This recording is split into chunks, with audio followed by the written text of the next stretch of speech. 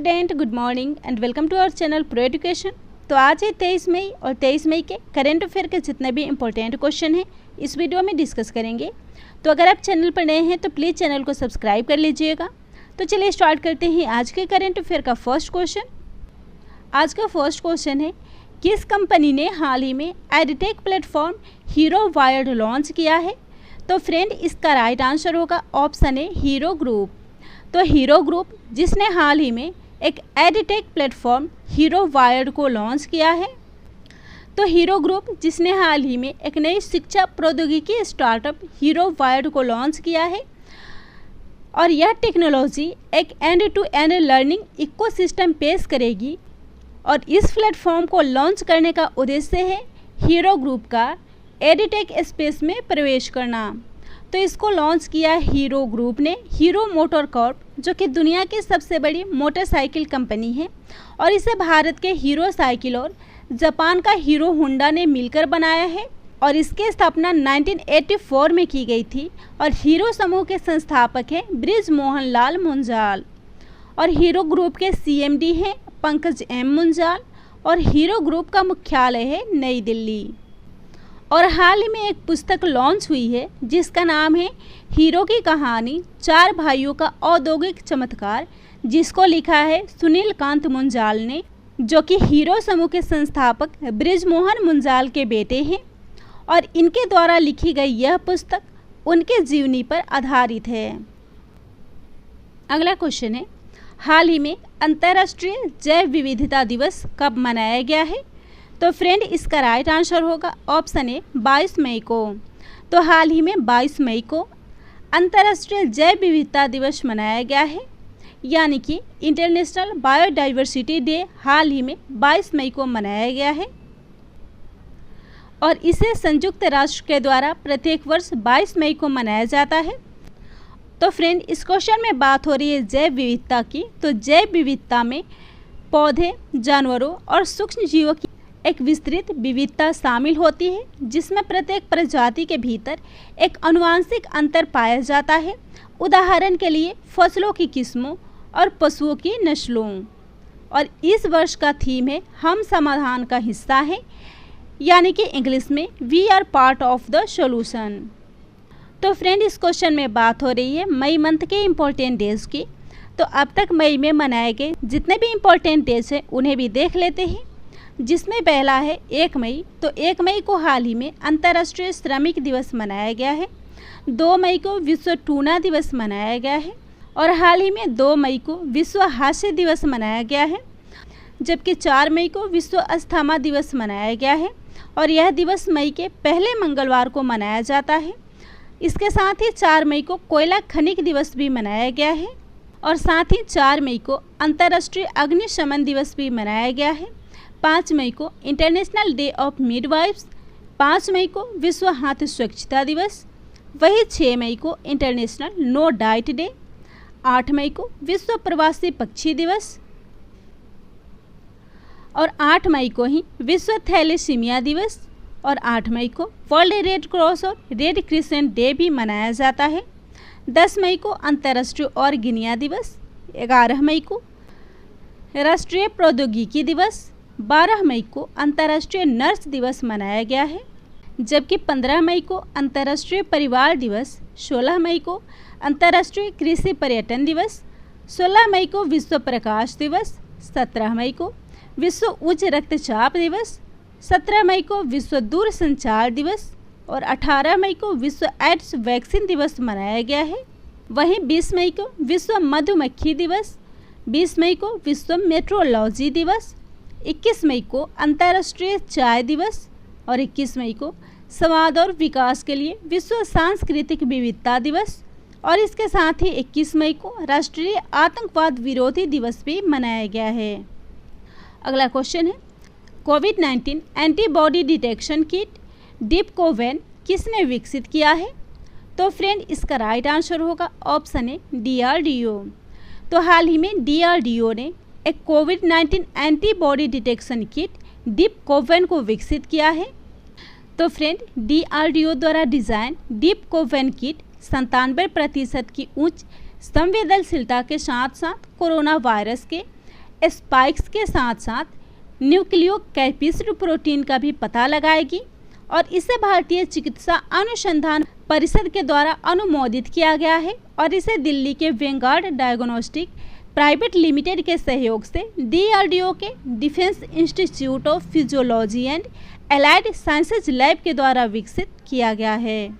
और इस deep कोवैन kit का उद्देश्य मानव सीरम या प्लाज्मा में IgG एंटीबॉडी का गुणात्मक पता लगाना है जो कि SARS-CoV-2 एंटीजन से संबंधित है और इस किट की सेल्फ लाइन 18 महीने तक है। तो फ्रेंड, DRDO ने इसे विकसित किया है। DRDO यानी कि डिफेंस रिसर्च डेवलपमेंट ऑर्गेनाइजेशन, जिसे हिंदी में भारतीय रक्षा अनुसंधान केंद्र कहते हैं। DRDO के अध्यक्ष हैं doctor G Satish Reddy. DRDO का मुख्यालय है नई दिल्ली।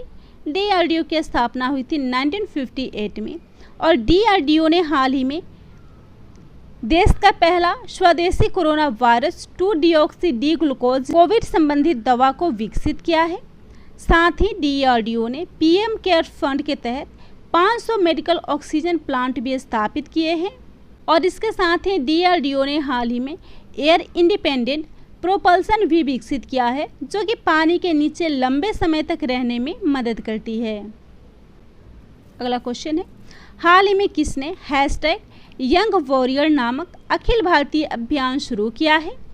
तो फ्रेंड, इसका राइट आंसर होगा ऑप्शन सी, A और B दोनों, यानी कि यूनिसेफ और युवा ने #यंग वॉरियर्स नामक एक अखिल भारतीय अभियान शुरू किया है।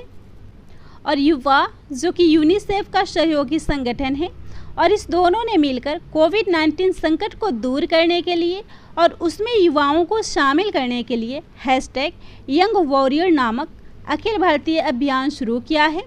और इस अभियान का उद्देश्य युवा कोविड-19 के खिलाफ कार्रवाई कर सके, उनसे जुड़ सके, उनसे कुछ सीख सके और प्रभावित कर सके और सामान्य स्थिति में वापसी में भी तेजी ला सके। तो इस अभियान को शुरू किया है यूनिसेफ यानी कि यूनाइटेड नेशन चिल्ड्रन फंड्स ने, जिसे हिंदी में संयुक्त राष्ट्र बाल कोष कहते हैं। और इस संगठन का उद्देश्य है द्वितीय विश्व युद्ध में नष्ट हुए राष्ट्रों के बच्चों को खाना और स्वास्थ्य सेवाएं उपलब्ध कराना। और इसकी स्थापना संयुक्त राष्ट्र की महासभा ने 11 दिसंबर 1946 को की थी। यूनिसेफ का मुख्यालय है संयुक्त राज्य अमेरिका और यूनिसेफ के कार्यकारी निदेशक हैं हेनरीटा एच फोर्ड। अगला क्वेश्चन है, हाल ही में कोरोना के कारण अनाथ हुए बच्चों के लिए वात्सल्य योजना किस राज्य में शुरू की गई है? तो इसका राइट आंसर होगा ऑप्शन डी, उत्तराखंड। तो फ्रेंड, उत्तराखंड जिसने हाल ही में कोरोना वायरस के कारण अनाथ हुए बच्चों के लिए वात्सल्य योजना शुरू की है और इस योजना के तहत उत्तराखंड सरकार द्वारा 21 वर्ष की आयु तक इन बच्चों के भरण पोषण, शिक्षा और रोजगार के लिए प्रशिक्षण प्रदान किया जाएगा। साथ ही जिन बच्चों के माता पिता की मृत्यु कोविड-19 के कारण हुई है, उन्हें राज्य सरकार की सरकारी नौकरियों में भी 5% का आरक्षण भी प्रदान किया जाएगा। तो वात्सल्य योजना शुरू हुआ है उत्तराखंड में। उत्तराखंड जिसकी राजधानी है देहरादून, गर्मियों की राजधानी है गैरसैंण। उत्तराखंड के मुख्यमंत्री हैं तीरथ सिंह रावत। उत्तराखंड के राज्यपाल हैं बेबी रानी मौर्य। उत्तराखंड की योजनाएं हैं वेस्ट टू एनर्जी पहल, जिसको राज्य में उत्पन्न कचरे से बिजली बनाने के लिए शुरू की गई है। और देश का पहला जैव विविधता पार्क भी उत्तराखंड में स्थापित किया गया है। यहाँ मुख्यमंत्री सोलर स्वराज योजना भी शुरू की गई है। यहाँ प्लास्टिक लाओ मास्क पाओ अभियान भी शुरू किया गया है। उत्तराखंड में मुख्यमंत्री स्वरोजगार योजना भी शुरू की गई है। यहाँ लड़कियों के लिए नंदा गौरा देवी कन्या धन योजना भी शुरू किया गया है। और भारत के सबसे लंबे single lane motorable suspension bridge भी यहाँ लगाया गया है। और इसके साथ ही महिलाओं को उनके पति के पैतृक संपत्ति में सहस्वामित्व का दर्जा देने वाला भी यह देश का पहला राज्य है। यहाँ घर के छोटी बेटी के नाम पर घरों का नाम रखने के लिए घरों की पहचान चेलिक नाम योजना शुरू की गई है। और हाल ही में कोविड-19 से संबंधित मिशन हौसला अभियान भी शुरू किया गया है। तो फ्रेंड, बात हो रही है उत्तराखंड की, जहां कोविड-19 से अनाथ हुए बच्चों के लिए वात्सल्य योजना शुरू की गई है। और इससे पहले छत्तीसगढ़ ने कोविड-19 से अनाथ हुए बच्चों के लिए महतारी दुलार योजना हाल ही में शुरू किया है। अगला क्वेश्चन है, अंतर्राष्ट्रीय हॉकी महासंघ के अध्यक्ष हाल ही में कौन चुने गए हैं? तो फ्रेंड, इसका राइट आंसर होगा ऑप्शन है नरेंद्र बत्रा। तो नरेंद्र बत्रा एक बार फिर से अंतर्राष्ट्रीय हॉकी महासंघ के अध्यक्ष बनाए गए हैं और वर्तमान में नरेंद्र बत्रा भारतीय ओलंपिक संघ यानी कि IOA के अध्यक्ष और अंतर्राष्ट्रीय ओलंपिक समिति यानी कि IOC के सदस्य भी हैं। और वे अंतर्राष्ट्रीय हॉकी महासंघ के 92 साल के पुराने इतिहास में शीर्ष पद हासिल करने वाले एकमात्र एशियाई हैं। तो नरेंद्र बत्रा जो कि अंतर्राष्ट्रीय हॉकी महासंघ के अध्यक्ष बने हैं और हाल ही में इंडिया हॉकी टीम के गोलकीपर PR श्रीजेश अंतर्राष्ट्रीय हॉकी महासंघ एथलीट समिति के सदस्य के रूप में फिर से नियुक्त किए गए हैं और वह इस समिति के सदस्य के रूप में 2017 से शामिल हैं। तो अंतर्राष्ट्रीय हॉकी महासंघ जिसकी स्थापना हुई थी 1924 में, इसका मुख्यालय है स्कॉटलैंड और इसके वर्तमान अध्यक्ष हैं नरेंद्र बत्रा। अगला क्वेश्चन है, हाल ही में विश्व कछुआ दिवस यानी कि वर्ल्ड टर्टल डे हाल ही में कब मनाया गया है? तो इसका राइट आंसर होगा ऑप्शन डी 23 मई को। तो हाल ही में 23 मई को विश्व कछुआ दिवस मनाया गया है। तो फ्रेंड, प्रत्येक वर्ष 23 मई को विश्व कछुआ दिवस मनाया जाता है और जिसका उद्देश्य कछुओं और दुनिया भर में उसके तेजी से गायब होते आवासों की रक्षा करना है। और यह दिवस सन 2000 से अमेरिकन टर्टवाइज रेस्क्यू के द्वारा शुरू किया गया था। तब से यह दिवस दुनिया भर में जीवित सरीसृपों के बारे में जागरूकता पैदा करने के लिए प्रत्येक वर्ष मनाया जाता है। और भारत में कछुओं के सामने सबसे बड़ा खतरा तस्करी है और उन्हें हर साल बड़ी संख्या में पूर्वी एशियाई और दक्षिण पूर्व एशियाई बाज़ारों में तस्करी के उद्देश्य से लाया जाता है और इन देशों में इनकी तस्करी की जाती है। और भारत का पश्चिम बंगाल कछुओं की तस्करी के केंद्र बिंदु के रूप में उभरा है और सरकार के प्रयासों के बावजूद भारत में कछुओं की तस्करी एक आकर्षण व्यवसाय के रूप में बनी हुई है और इसी की रक्षा के उद्देश्य से प्रत्येक वर्ष विश्व कछुआ दिवस मनाया जाता है। अगला क्वेश्चन है, फीफा अंडर 17 महिला विश्व कप का आयोजन किस देश में किया जाएगा? तो इसका राइट आंसर होगा ऑप्शन ए भारत। तो फीफा अंडर 17 महिला विश्व कप का आयोजन भारत में किया जाएगा और पहले भारत 2021 में इस प्रतियोगिता का आयोजन करने वाला था, परंतु कोरोना वायरस महामारी के कारण इसे रद्द कर दिया गया है और अब फीफा अंडर 17 महिला विश्व कप का आयोजन भारत में 11 से 30 अक्टूबर 2022 के दौरान किया जाएगा और यह भारत में होने वाला दूसरा फीफा टूर्नामेंट होगा। इससे पहले भारत ने 2017 में पुरुषों के अंडर 17 फुटबॉल विश्व कप का आयोजन किया था। तो इस क्वेश्चन में बात हो रही है फीफा की। फीफा के सदस्य देशों को 6 संघों के तहत वर्गीकृत किया गया है, जिसमें भारत एशियाई फुटबॉल परिसंघ के अंतर्गत आता है। फीफा की स्थापना 1904 में Denmark, Belgium, Germany, Netherland, Sweden, Spain और स्विट्जरलैंड के संगठनों के बीच प्रतिस्पर्धा की देखरेख के लिए की गई थी। फीफा का मुख्यालय ज्यूरिख है और फीफा स्विट्जरलैंड के कानून के तहत स्थापित एक संघ है।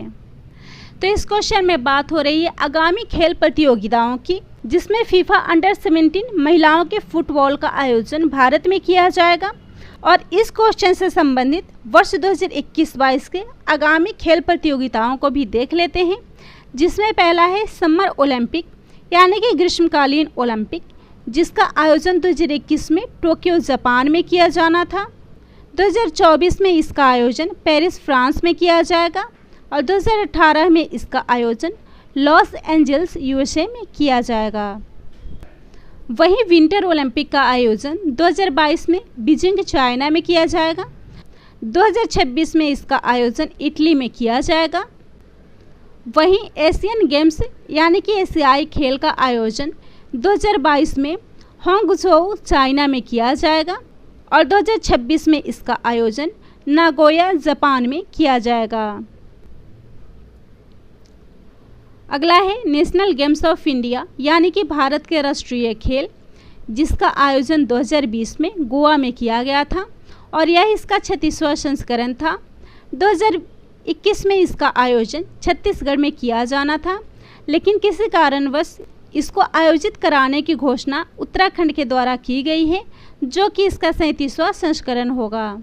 और वहीं फीफा वर्ल्ड कप, जिसका आयोजन 2022 में कतर में होगा और 2026 में इसका आयोजन कनाडा, मेक्सिको, यूएसए में किया जाएगा। अगला क्वेश्चन है, मिशन ऑक्सीजन सेल्फ रिलायंस योजना किस राज्य में शुरू की गई है? तो इसका राइट आंसर होगा ऑप्शन बी, महाराष्ट्र।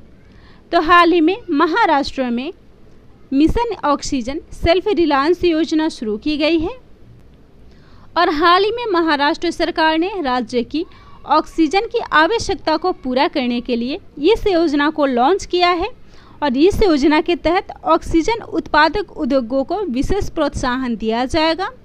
और हाल ही में कोविड-19 रोगियों का इलाज कराते हुए महाराष्ट्र में लिक्विड मेडिकल ऑक्सीजन की भी मांग बढ़ी है, जिसको देखते हुए इस योजना को शुरू करने की राज्य सरकार ने घोषणा की है और वर्तमान में महाराष्ट्र के ऑक्सीजन का उत्पादन क्षमता 1300 मीट्रिक टन प्रतिदिन है।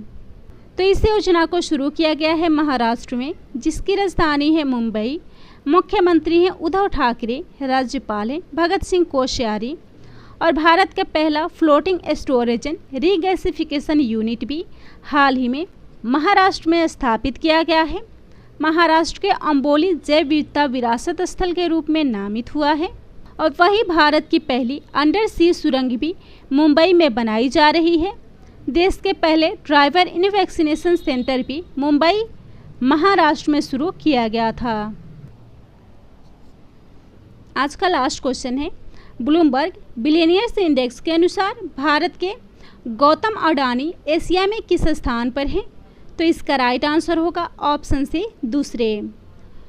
तो ब्लूमबर्ग बिलियनियर इंडेक्स में भारत के गौतम अडानी को एशिया में दूसरा स्थान प्राप्त हुआ है और ब्लूमबर्ग बिलियनियर्स इंडेक्स के मुताबिक भारत के अग्रणी उद्यमियों में गौतम अडानी एशिया के दूसरे सबसे धनी व्यक्ति बन गए हैं और उन्होंने चीन के झोंग शांसन को पीछे छोड़ इस इंडेक्स में दूसरा स्थान प्राप्त किया है। तो फ्रेंड, इस क्वेश्चन में बात हो रही है विश्व के सबसे धनी लोगों की। तो इस क्वेश्चन से रिलेटेड विश्व के 5 सबसे धनी लोगों को देख लेते हैं, यानी कि टॉप 5 में जो लोग शामिल हैं उन्हें भी देख लेते हैं, जिसमें पहला है जेफ बेजोस। तो जेफ बेजोस $189 बिलियन के साथ पहले स्थान पर हैं। एलन मस्क $163 बिलियन के साथ दूसरे स्थान पर हैं।